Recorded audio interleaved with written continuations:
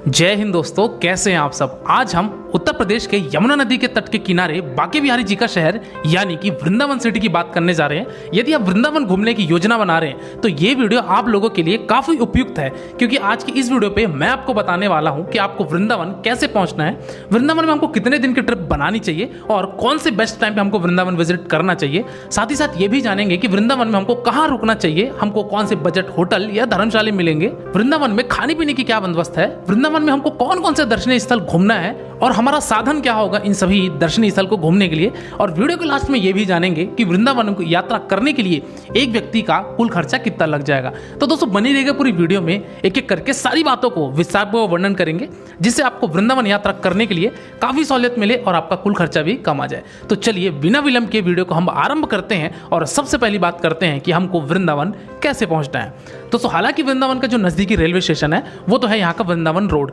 लेकिन वृंदावन रोड तक ज्यादा प्रमुख ट्रेनें नहीं जाती हैं। तब आप आ सकते हैं एक और स्टेशन पे, जो कि आपका मथुरा जंक्शन।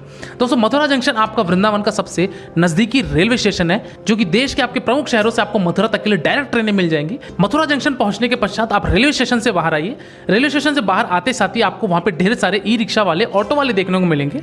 तो दोस्तों वहां पे ई रिक्शा या फिर ऑटो वाले आपका 40 रुपए प्रति व्यक्ति लेंगे शेयरिंग में, और आपको वो वृंदावन प्रेम मंदिर के आसपास ड्रॉप कर देंगे।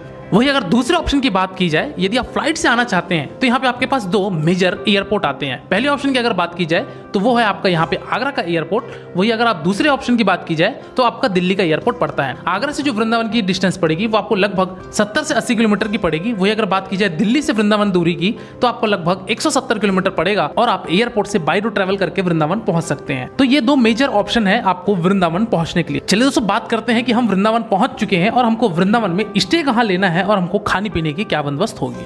दोस्तों यदि मैं बात करूं कि मथुरा जंक्शन से वृंदावन की जो दूरी पड़ती है वो आपकी लगभग 12 से 13 किलोमीटर की पड़ जाती है। और जैसा कि मैंने बताया, वृंदावन में सबसे ज्यादा जो हमारे ट्रांसपोर्टेशन है वो है ई रिक्शा का, यानी कि कहीं भी आने जाने के लिए, चाहे आप मथुरा घूमिए, बरसाना घूमिए या अनेक शहर घूमिए, तो आपको ई रिक्शा देखने को मिलेगा, जो कि आपका 40 रुपए लेगा और आपको वृंदावन के प्रेम मंदिर के समीप आपको उतार देगा। तो दोस्तों अगर बात की जाए स्टे की, तो यहाँ पे दोस्तों स्टे के दो ऑप्शन आते हैं। पहले ऑप्शन की अगर बात की जाए तो वो है आपका प्राइवेट होटल्स का। दोस्तों वहाँ पे प्राइवेट होटल्स आपको वृंदावन प्रेम मंदिर के आसपास अपना स्टे लीजिए।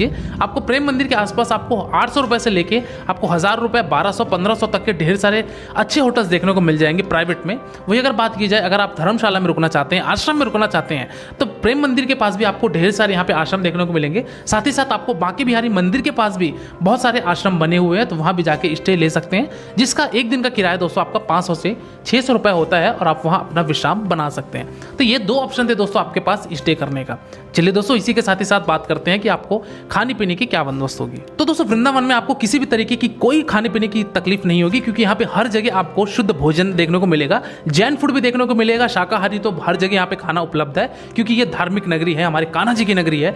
तो यहाँ पे आपको किसी भी तरीके के कोई खान पान के, और यदि मैं नॉमिनल रेट की बात करूँ दोस्तों, तो यदि आप किसी भी रेस्टोरेंट में जाते हैं तो आपका मान के चलिए कि 120 से लेकर 150 रुपए तक का आपका थाली सिस्टम पड़ेगा और आप वहां भरपेट अपना भोजन ग्रहण कर सकते हैं। चलिए दोस्तों आगे बढ़ते हैं कि हमको अब वृंदावन में कौन कौन से साइट सीइंग को करना है। तो दोस्तों वृंदावन का जो मुख्य मंदिर है वो है हमारे यहाँ का बांके बिहारी जी का मंदिर। तो दोस्तों हम सबसे पहले प्रस्थान करेंगे हमारे बांके बिहारी जी के दर्शन करने के लिए, और दर्शन करने के पश्चात हम वृंदावन के और भी 7 से 8 दर्शनीय स्थल है उसकी भी हम जिक्र करते हैं। चलिए दोस्तों बात करते हैं वृंदावन में प्रेम मंदिर के पास से दोस्तों आपको ई रिक्शा मिलेगा। ई रिक्शा वाला दोस्तों आपका 20 रुपए लेगा और वहां से आपकी 3.5 किलोमीटर पड़ती है बांके बिहारी जी का मंदिर। बांके बिहारी जी का मंदिर जाने के लिए आपको आधे किलोमीटर पैदल चलना पड़ेगा, क्योंकि जो ई रिक्शा वाला होगा वो आपको जूता स्टैंड के पास छोड़ देगा, या ये कह लूं कि जहां पे मेन रोड है उस रोड पर ही आपको ऑटो टैक्सी उतार देगी और वहां से आप पैदल आधे किलोमीटर जा सकते हैं। सबसे पहली बात आपको यह बताना चाहूंगा कि मेन रोड पे ही यहाँ पे निःशुल्क काउंटर बना हुआ है जूते चप्पल का, तो आप यहीं पे अपना जूते चप्पल रख दीजिए और इसके पश्चात आप थोड़ा सा पद यात्रा करते हुए आप बढ़ेंगे बांके बिहारी जी के मंदिर की तरफ। एक चीज का ध्यान रखिएगा कि यहाँ पे आपको बंदरों से सावधान रहना है, क्योंकि ये आपका चश्मा, पानी बोतल, प्रसाद, ये सब चीजें कैप्चर कर सकते हैं। वो जय श्री कृष्णा का नारा लगाते हुए, जय बिहारिणे नमः कहते हुए आपको प्रस्थान करना है। दोस्तों बांके बिहारी जी का मंदिर जो ओपन होता है वो मॉर्निंग में 7:30 को ओपन होता है और दोपहर को 12 साढ़े 12 बजे बंद हो जाता है। हालांकि मैंने मथुरा की वीडियो अपलोड कर दी है। मथुरा की वीडियो में भी मैंने आपको ये जिक्र किया है कि मथुरा, वृंदावन, बरसाना, गोकुल कहीं भी आप चले जाइए, आपको 12 बजे से लेके 4 बजे तक आपको टेम्पल क्लोज देखने को मिलेगा। लेकिन जो बांके बिहारी जी का मंदिर है वो आपका 12 बजे से लेके शाम को 5:30 बजे तक मंदिर क्लोज होता है। 5:30 बजे आपका मंदिर का पट खुलता है। यहाँ पे आप पहुंचेंगे, लाइन में लगिए और यहाँ पे हमारे बांके बिहारी जी के दर्शन कीजिए। भीड़ थोड़ी सी ज़्यादा होती है तो आप अपने परिवार के साथ रहिए, इधर उधर मत बिछड़िए और एक लाइन में लग के अब बांके बिहारी जी के दर्शन कीजिए और आप मंदिर परिसर से वापस आ जाइए। बांके बिहारी जी के दर्शन करने के पश्चात वहीं पे समीप में एक और मंदिर बना हुआ है जो कि है राधा वल्लभ मंदिर। दोस्तों राधा वल्लभ मंदिर जाइए, यहाँ पे भी दोस्तों आपको राधा कृष्ण जी की स्टैचू देखने को मिलेंगी। यहाँ भी जाइए, यहाँ भी इन मत्थे टेकिए और जय श्री कृष्णा कहते हुए, राधे राधे कहते हुए राधा वल्लभ मंदिर से भी बाहर आ जाइए और इसके पश्चात आप निकल पड़िए अपने अगले साइड सीनिंग की तरफ, जो कि आपका बांके बिहारी मंदिर से लगभग 1 किलोमीटर की दूरी पर स्थित है। वो है आपका निधि वन। दोस्तों ये निधि वन वो स्थान है जहाँ पे आज भी ये कहा जाता है कि रात्रकालीन में श्री कृष्ण जी आकर रास लीला करते हैं। तो यहाँ पे रात के समय पे एक बंदर भी आपको यहाँ पे स्टे करता हुआ नहीं दिखेगा, क्योंकि हर कोई चला जाता है, क्योंकि ये कहा जाता है कि श्री कृष्ण जी स्वयं आकर आज भी रास लीला करते हैं। तो ये वही स्थान था निधि वन जहाँ पे श्री कृष्ण जी रास लीला किया करते थे। तो दोस्तों निधि वन में आइए, बहुत ही अच्छे तरीके से निधि वन को बनाया गया है, जो कि आप विजिट करेंगे तो आपको एक मंदिर में मिलेगा जो कि है वंशचोरी राधा रानी जी का मंदिर। तो यहाँ भी जाइए, मत्थे टेकिए, निधि वन में घूमिए और राधे राधे कहते हुए अगले स्थान की तरफ प्रस्थान कीजिए, अगले टेंपल की तरफ प्रस्थान कीजिए जो कि है आपका राधा रमण मंदिर। दोस्तों निधि वन के पास 2 और मंदिर है, जो कि है आपका राधा रमण मंदिर और दूसरा है रंगनाथ मंदिर। पहले हम विजिट करेंगे राधा रमण जी का मंदिर, जो कि आपका निधि वन से लगभग 300 मीटर की दूरी पर स्थित है। तो यहाँ पे आइए, यहाँ पे भी राधे राधे कहते हुए मंदिर प्रांगण में प्रवेश कीजिए। यहाँ पे भी आपको श्री कृष्ण जी और राधा रानी जी का यहाँ पे स्टैचू देखने को मिलेगा। तो यहाँ पे जाइए, मत्थे टेकिए, नतमस्तक होइए और राधे राधे कहते हुए आप आधे किलोमीटर की दूरी पे और पैदल चलेंगे तो आपको मिलेगा रंगनाथ जी का मंदिर। तो ये मंदिर में भी जा सकते हैं, यहाँ पे भी कुछ समय एक्सप्लोर कीजिए, कुछ समय बिताइए, मत्थे टेकिए और निकल पड़िए अगले दर्शन स्थल की तरफ, जो कि है आपका इस्कॉन टेम्पल। दोस्तों इस्कॉन टेम्पल आपका प्रेम मंदिर के पास बना हुआ है, यानी कि प्रेम मंदिर से लगभग आपका आधे किलोमीटर की दूरी पे इस्कॉन टेम्पल स्थित है। तो इस्कॉन टेम्पल की जो टाइमिंग होती है वो मॉर्निंग में 7:15 से ओपन होती है और आपको 12:45 तक देखने को मिलेगा। वही अगर शाम के वक्त बात की जाए तो 4:30 बजे टेम्पल वापस से ओपन होता है और आपका रात को 8:45 बजे मंदिर को क्लोज कर दिया जाता है। तो दोस्तों इस्कॉन टेम्पल में भी जाइए, काफ़ी खूबसूरत ये टेम्पल बनाया गया है, जो कि इस्कॉन टेम्पल में यहाँ पे हमारे विदेशी लोग आकर यहाँ पे राधे राधे जय श्री कृष्णा का नारा लगाते हैं, नृत्य करते हैं, हारमोनियम बजाते हैं। चलिए आइए मैं आपको एक झलक भी दिखा देता हूँ। राम राम हरे हरे हरे कृष्णा कृष्ण कृष्ण हरे हरे हरे राम हरे हरे।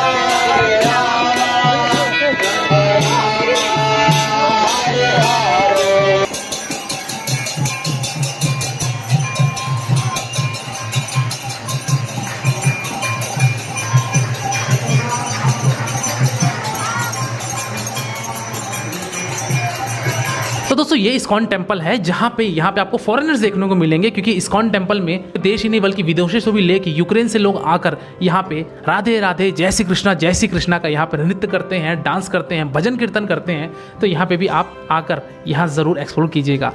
इस्कॉन टेम्पल के अंदर भी दोस्तों आपका श्री कृष्ण जी की, बलराम जी की और राधा रानी जी की यहाँ पे मंदिर बनी हुई है। तो तीनों ही मंदिर में जाके आप मत्थे टेकिए और इस्कॉन टेम्पल से आने के पश्चात आप बढ़ चलिए एक और दर्शनीय मंदिर की तरफ, जो कि है आपका वैष्णो देवी धाम। दोस्तों ये वैष्णो देवी धाम आपका प्रेम मंदिर से लगभग 2.5 किलोमीटर की दूरी पे स्थित है। तो इस वैष्णो देवी धाम में भी आइए। एक चीज़ों का ध्यान रखिएगा कि वैष्णो देवी मंदिर में आपकी सिक्योरिटी चेकिंग होती है, किसी भी तरीके का बैग पर्स नहीं ले जाने दिया जाता। तो आप ये चीज़ों को लॉकर में वहाँ रख दीजिए, जो कि वहाँ पे मंदिर के पास में ही बना हुआ है। तो वैष्णो देवी धाम में भी जाएंगे तो यहाँ पे माँ वैष्णो देवी जी के और शेरों वाली माता जी की यहाँ पे भव्य प्रतिमा बनाई गई है, जो कि आपको बहुत ही विशाल रूप में दिखेगी। तो यहाँ भी जाइए और माता जी के दर्शन करके जय माता दी कहते हुए आप बढ़ चलिए अपने वृंदावन के अंतिम स्थान पर, जो कि है आपका प्रेम मंदिर। दोस्तों प्रेम मंदिर हमारे एक्चुअली जगत कृपालु जी महाराज के द्वारा ये मंदिर बनाया गया था, जो कि अभी हाल ही में बनाया गया था कुछ वर्षों पहले। तो इस प्रेम मंदिर में भी आप आइए। प्रेम मंदिर में दोस्तों विजिट करने का जो सबसे मुख्य समय है वो है आप शाम के समय पे, क्योंकि संध्याकालीन में यहाँ पे लाइटनिंग की जाती है। तो प्रेम मंदिर काफ़ी ज़्यादा खूबसूरत और आपको दिखने लगता है। तो आप ज़रूर आइए प्रेम मंदिर में, यहाँ पे एक्सप्लोर कीजिए, विजिट कीजिए। अंदर आपको श्री कृष्ण जी का स्टैचू देखने को मिलेगा, यहाँ भी आप जाके दर्शन कीजिए। कैंपस में घूमिए, काफ़ी खूबसूरत तरीके से बनाया गया है प्रेम मंदिर को। साथ ही साथ यहाँ श्री कृष्ण जी बालक अवस्था में जो गोवर्धन पर्वत उठाए थे, वहां पे भी इसका झलक आपको दिखाया गया है। तो इस प्रेम मंदिर के कैंपस के अंदर है ये सारी चीजें आपको देखने को मिलेगी। तो रात्रकालीन में ही आप प्रेम मंदिर विजिट कीजिए, इसलिए मैंने प्रेम मंदिर को सबसे लास्ट में रखा।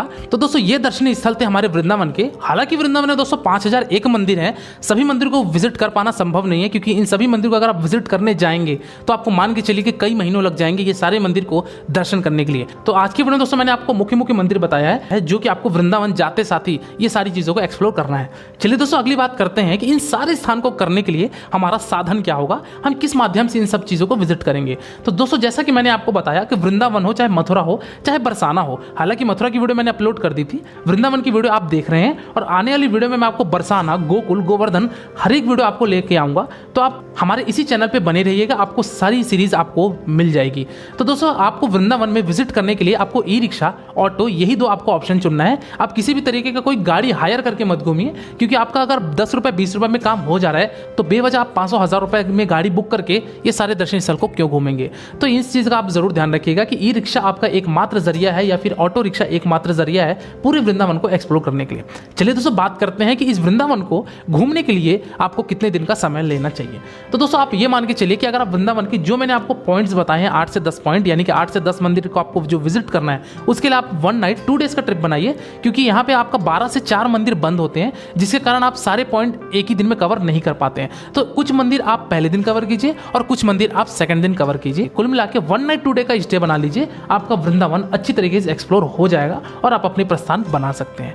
चलिए दोस्तों ये भी बात कर लेते हैं कि वृंदावन विजिट करने के लिए सबसे अच्छा पर्व कौन सा होता है। तो दोस्तों यदि आप मथुरा वृंदावन की होली में आना चाहते हैं, बरसाना की होली में आना चाहते हैं, तो आपको आना पड़ेगा होली के पर्व में, जो कि यहाँ पे बहुत ही विशाल रूप में यहाँ पे होली मनाई जाती है और यहाँ पे लाखों श्रद्धालु इस वृंदावन में शामिल होते हैं। तो यदि आप होली के पर्व में आना चाहते हैं, क्राउड में आना चाहते हैं और होली खेलना चाहते हैं, तो आप होली में आ सकते हैं। अदरवाइज आप चाहे तो कृष्ण जन्माष्टमी में भी आ सकते हैं, क्योंकि यहाँ पे मटकी फोड़ का भी आयोजन काफी जोरों शोरों से किया जाता है और यहाँ पे भी लाखों की तादाद में आपको भीड़ देखने को मिलेगी मथुरा, वृंदावन, गोकुल, बरसाना में। तो आप ये दोनों पर्व में बहुत ज्यादा क्राउड होता है, रश होता है, तो इसमें आ सकते हैं। अन्यथा आप रश में नहीं आना चाहते हैं तो फिर आप इन 2 पर्व के अलावा किसी भी समय पे आ सकते हैं। तो दोस्तों चलिए ये बातें थी कि हमको वृंदावन कैसे घूमना है, क्या क्या चीजें हमको करनी है।